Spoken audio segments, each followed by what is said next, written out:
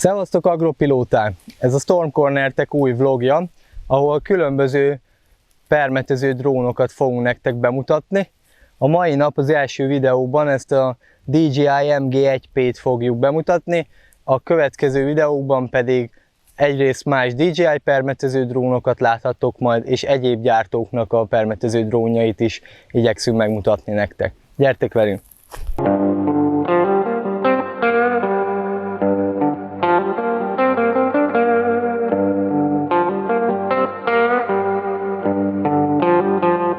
Ahogy az előbb említettem, mai nap a DJI MG1P-vel fogunk megismerkedni.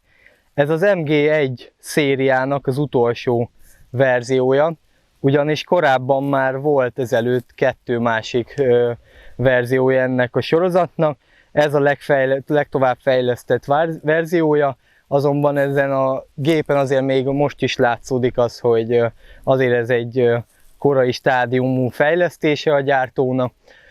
Ahogy látjátok, ez nem egy szalomból kihozott gép, hanem ez egy jó pár órát repült vasmadár, azonban teszi a dolgát a mai napig, és a gép talán legszembetűnőbb tulajdonság az, hogy 8 rotor helyezkedik el rajta, szemben a további fejlesztéseken, a T16 és társain, ami már csak 6. Ennek jelentősen kisebb azért a propellere, mint a további fejlesztéseknek. Azonban ennek is egy hobbi drónhoz képest sokkal komolyabb propellerei vannak. A drón egyébként összecsukható, és itt, ahogy látszódik is, nem hajtottam össze az összes szárnyát, csak ezt az elsőt most, de ahogy lehet látni, így lehet szépen kihajtani a szárnyakat. Majd a kihajtás után itt egy ilyen gyors zárral lehet rögzíteni a szárnyat. Ez az egyik legnagyobb mumusa az egész gépnek, ugyanis egy-egy hosszabb műveletnél vagy több kiszállás során ugyanezt a műveletet egy vegyszervédelmi kesztyűben 8-szor megcsinálni, minden egyes kipakolásnál egy idő után ez már eléggé macerás dolog lehet, és további hátránya még ennek a kisebb szárnyméretnek az, hogy nem lehet ráfogni rendesen, hanem kvázi csak így az ember ujja végével tudja csavarni, és még talán az, amit annyira nem szeretünk ebbe, hogy elég sokszor megragad egy erősebb betyavarást után maga a szárny, ezért mi általában szoktunk használni némi síkosítást ott, vagy bármilyen olajat, hogy könnyebben rácsúszson. Ez az MG1P is egyébként már el van látva távolságérzékelő mikrohullámú radarral, ahogy itt láthatjátok az oldalán. Ami szembe ötlik, hogy nem túl esztétikusan lett még elhelyezve, gyakorlatilag csak oda lett dobva az oldalán az egyik lábának. Ezt is a további fejlesztéseknél azért már jobban átgondolták, jobb az elhelyezkedése. Ettől függetlenül magának a gépnek a megbízhatóságát jelentősen növelte ez az apró fejlesztés, ugyanis előre-hátra most már nem fog neki menni, hogyha minden igaz akadálynak. Az más kérdés, hogy amit szeretünk kihangsúlyozni mindig, hogy ezek a szenzorok nagyon jók, hogy rajta vannak a gépen, jelentősen növeli a biztonságát, a megbízhatóságát egy ilyen gépnek, de soha nem szabad erre hagyatkozni, ezért például a területfelméréseknél mindig érdemes a különböző akadályokat külön is felvenni, és nem csak a szenzorokra hagyatkozni, hogy majd az kikerüli.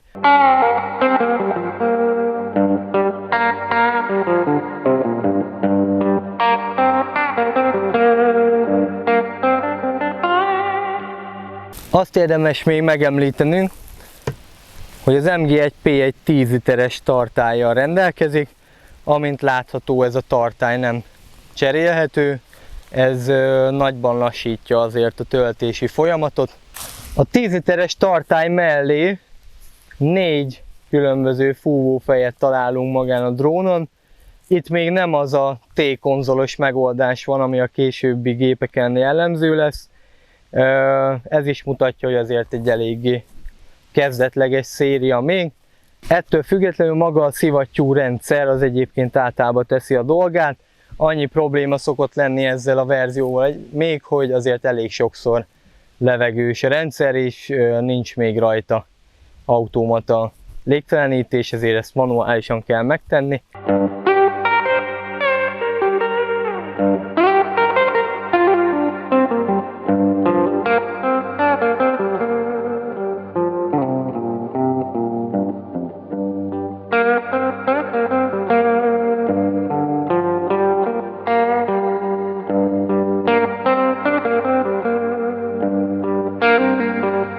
Az elődeihez képest még egy jelentős fejlesztés az itt két ponton elhelyezkedő RTK antenna, amivel ugyanis jelentősen lehet javítani a drónnak a pontosságát, ugyanis a műholdhoz képest egy sokkal pontosabb hely meghatározást tesz lehetővé az RTK rendszer, amennyiben van a pilótának földi állomása is hozzá. Az egész drón talán legnagyobb fekete foltja az itt ez a hátsó szivattyú rendszernek a fedője, ugyanis ez számomra kb. Értelmezhetetlen anyag, amit ide tettek. Egy ennyire drága drónnál talán ennél kicsit komolyabbat várna az ember, de ennyi baj legyen. Itt van a két szivattyú, ami hajtja az egész permetezési rendszert, amiben az MG1P még jelentősen eltér a későbbi Agras szériákhoz, az az, hogy ezt a gépet még szétszerelve kapja meg a vásárló, amennyiben még valaki hozzá tud jutni újonnan egy ilyen géphez. Azaz itt azért nem egy ilyen kiveszem a dobozból és azonnal tudom használni megoldást találtunk, hanem azért itt csavarozgatni, összeszerelni kellett még a drónt. Másik hasznos eszköze vagy funkciója maga a drónnak, ez az itt található FPV kamera, amivel élő képet kap a permetező pilóta arról, hogy mit lát éppen a drón. Ez rettentő hasznos tud lenni akkor, amikor messzebb kell esetleg vele repülni, meg úgy általában is földbemérésnél, meg biztonsági, megbízhatósági szempontból sem elhanyagolható az, hogy látjuk, hogy hova repülünk. Egy másik nagy gyengesége ennek a gépnek az a lába, ami, ahogy látjuk, azért nem mondanám, hogy a legstabilabb, és ahogy látjátok is, mi éppen most ilyen gyors módszerrel, ragasztószalaggal oldottuk meg, ugyanis ezeken a helyeken nem lehet rögzíteni rendesen a lábakat, ezért folyamatosan előre-hátra csúszkál a foglalatba, ami nem túl jó. Mi ezt a megoldást találtuk, nyilván ennél lehetne elegánsabb megoldás is, de a célnak megfelelő.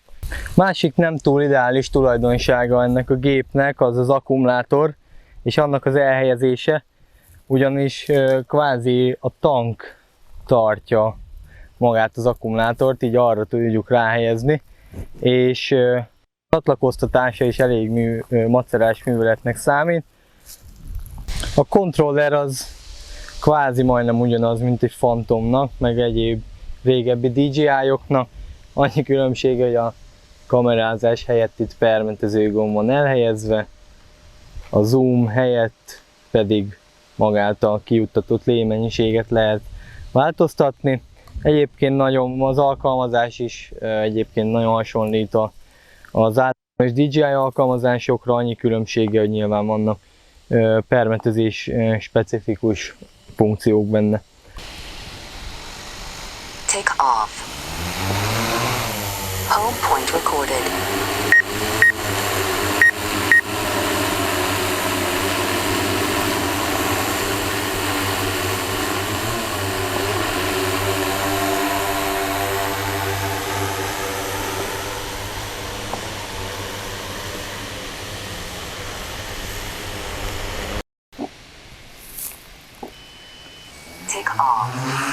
Amit még fontos megemlíteni az akkumulátorokkal kapcsolatban, hogy 10%-os akkumulátor szintet, hogyha eléri, akkor az automatikus zuhanásgátló bekapcsol, nem tudsz vele semmit csinálni, és le fogja tenni magát ott, ahol van.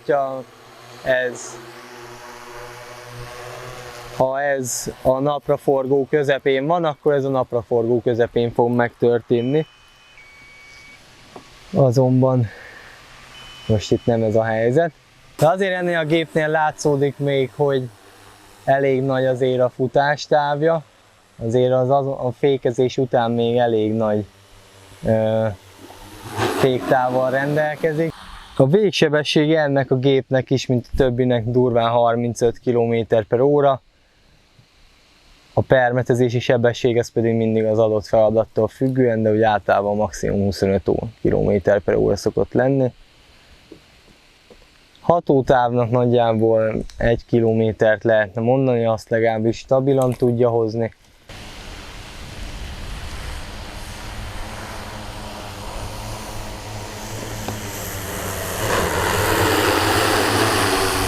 Jó.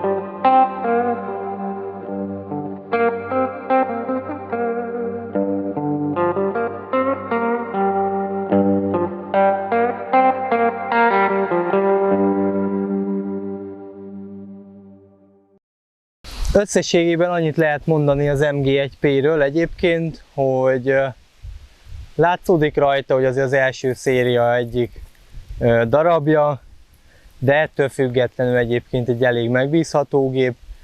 Én nagyon szeretem benne az, hogy egyébként könnyebb, jóval, mint mondjuk egy T16-os, egyedül is tudod arrébb tenni, hogyha arról van szó.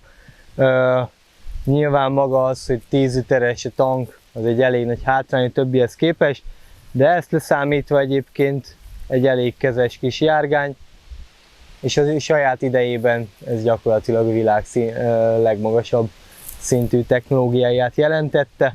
Ha tetszett ez a videó, akkor iratkozz fel a csatornánkra, és kövessétek figyelemmel a többi részt is, ahol következő részben a T16-ról fogunk beszélni, aztán T20-ról, T30-ról, remélhetőleg a T10-est is be tudjuk mutatni nektek.